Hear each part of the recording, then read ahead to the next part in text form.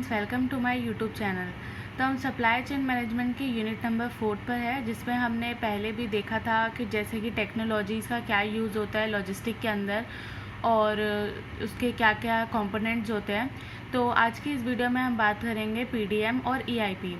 तो अगर आपको मेरी इससे पहले वाली वीडियोस देखनी हो तो प्लीज़ आप प्लेलिस्ट को चेक कर सकते हैं, और अगर आपको मेरी वीडियोस पसंद आए तो प्लीज़ उन्हें लाइक करें और शेयर करें।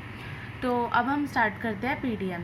तो पीडीएम हमारा होता है प्रोडक्ट डेटा मैनेजमेंट, मतलब हमारा प्रोडक्ट को किस तरह से हम अपना मैनेज करेंगे अपने एंटरप्राइज के अंदर। तो इसमें आता है PDM is a subset of PLC management. ये एक सबसेट है, मतलब ये एक पार्ट है पीएलसी का, प्रोडक्ट लाइफ साइकिल का। तो इसके अंदर ये किसको हेल्प करता है, इसके अंदर हमें हेल्प मिलती है कि हम डिसीजन ले सकते हैं। डिसीजन ले सकते हैं किससे रिलेटेड डिसीजन ले सकते हैं कि क्या क्या चेंजेस हमें रिक्वायरमेंट है, मतलब क्या क्या चेंजेस करने हैं हमें अपने एग्जिस्टिंग प्रोडक्ट्स के अंदर। अगर हमें कोई लॉन्च करना है कोई न्यू प्रोडक्ट, या फिर अगर हमें अपने पुराने वाले प्रोडक्ट की मैन्युफैक्चरिंग को स्टॉप करना है, तो इस सब के लिए हमें किसकी हेल्प की ज़रूरत पड़ती है, पीडीएम की। तो क्योंकि उसके अंदर हम बात करते हैं अपने प्रोडक्ट्स के बारे में। तो PDM is a subset of PLC management. It helps to take the decision related to changes required in existing product, launching of new product and stop the manufacturing of some products. अगर हमारे कुछ product ठीक से काम नहीं कर पा रहे तो उसको हमें उनकी मैन्युफैक्चरिंग को स्टॉप करना।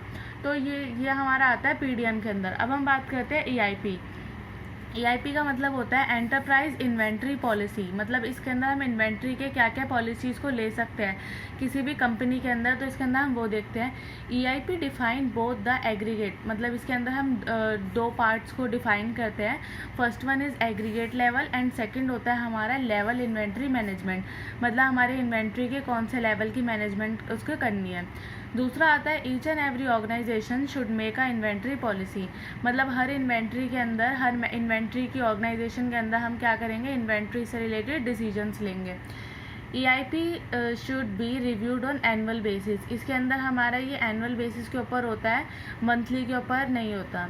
EIP is a policy document, ये एक तरह का हमारा पॉलिसी डॉक्यूमेंट है जिसके अंदर हम एग्री करते हैं कि अपने सारे स्टेक होल्डर्स को, ऑर्गेनाइजेशन के, उनको एग्रीमेंट देते हैं। और उसके अंदर क्या है कि मतलब जो हमारे सारे स्टेक होल्डर्स हैं वो सब डिसीजन मेकिंग प्रोसेस के अंदर पार्ट ले सकते हैं। मतलब इसके अंदर ये नहीं होता कि सारा डायरेक्टर के डिसीजन के ऊपर बेस्ड हो। They can't take the decision on directors decision. तो इसके अंदर मतलब सबको अपना पार्ट मिलता है कि मतलब वो डिसीजन ले सकता है।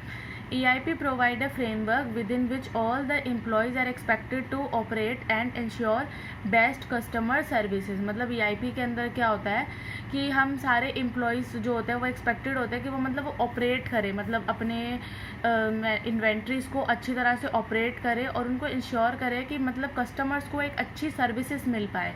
इसके अंदर बात करते हैं कि कस्टमर की सर्विस अच्छी होनी चाहिए, उनको सेटिस्फैक्शन मिलनी चाहिए। तो इसमें वो फोकस करते हैं अपने ऑप्टिमम, मतलब ऑप्टिमम चाहिए होता है उन्हें, ऑप्टिमम यूटिलाइजेशन करे वो अपनी इन्वेंट्रीज़ का। तो EIP के अंदर हमारा ये होता है EIP का मीनिंग। अब उसके बाद हम इसके कंपोनेंट्स देखते हैं। EIP shall be considered as standard operating procedure for all the matter pertaining to inventory across the organisation. तो इसकी ये हमारा क्या होता है, एक स्टैंडर्ड ऑपरेटिंग प्रोसीजर होता है जो कि हम लेते हैं अपनी इन्वेंट्री को कंप्लीट करने के लिए। तो ये एक तरह का हमारा एक मास्टर गाइड होता है, एक फुल बिल्कुल एक मास्टर होता है जिसके अंदर वो सारे डिसीजन खुद ही लेता है। दूसरा आता है whenever any employee faces a dispute, मतलब अगर एम्प्लॉयज़ को कभी भी कोई किसी चीज़ से प्रॉब्लम होती है इन्वेंट्री के अंदर, तो वो क्या करते हैं, EIP का एक डॉक्यूमेंट बनाते हैं जिसके अंदर वो समझते हैं कि जो EIP है वो एक स्टैटिक डॉक्यूमेंट है। तो इसके अंदर क्या है, वो जो मतलब जितना भी उनका डिस्प्यूट वगैरह है तो वो किस बेसिस पे रिव्यूड होगा, on the annual basis. Whenever any employee faces a dispute related to a inventory, EIP is a document to be referred. But we also need to understand that EIP is not a static document, it reviewed on the annual basis।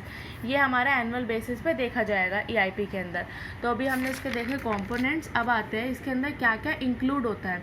तो अगर हम EIP की अपनी एक कोई statement बना रहे हैं तो उसके अंदर हमें कौन कौन सी बातों को लिखना पड़ेगा। तो इसमें आता है हमारा टाइप, नेम और product for which inventory need to be maintain, मतलब कौन सा टाइप का है, उस प्रोडक्ट का क्या नाम है। तो इसके अंदर हम सबसे पहले वो लिखेंगे।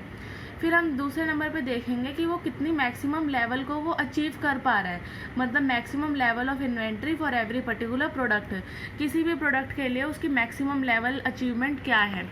फिर थर्ड आता है हमारा मिनिमम लेवल अचीवमेंट, की मतलब मिनिमम वो कितना कर पा रहे हैं, मैक्सिमम तो अब हमने देख लिया, मिनिमम के अंदर कितना आ पा रहा है ईच एंड एवरी प्रोडक्ट के अंदर।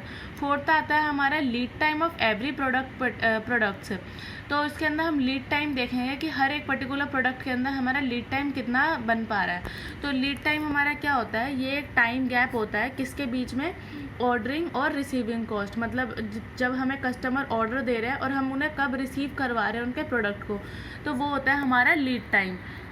फिर हमारा फिफ्थ पॉइंट आता है इन्वेंट्री अकाउंटिंग मेथड। इसके अंदर हम क्या लिखेंगे, फिफ्थ पॉइंट, कि हम कौन से मेथड का यूज़ कर रहे हैं, मतलब फीफो का यूज़ कर रहे हैं या लीफो का।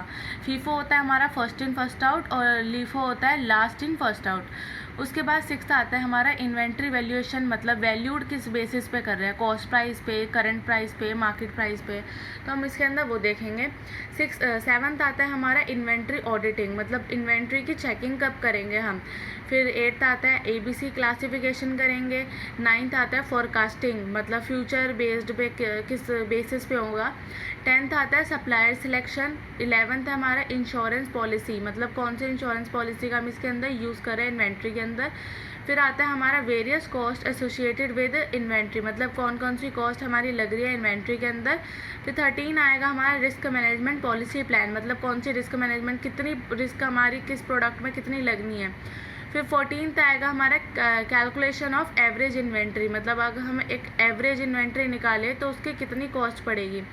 लास्ट हम देखते हैं इसके अंदर इन्वेंट्री का टर्नओवर, मतलब वो कब उसके कंप्लीट होगी और कितने उस पर हमें कितने टाइम्स का प्रॉफिट मिलेगा। तो ये हमारा आता है EIP के अंदर, उसके कौन कौन से फंक्शंस इंक्लूड होते हैं।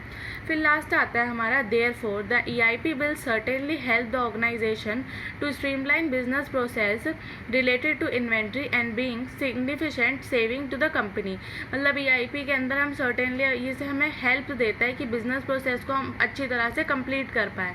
तो ये हमने इसका एंड में कंक्लूजन देखा।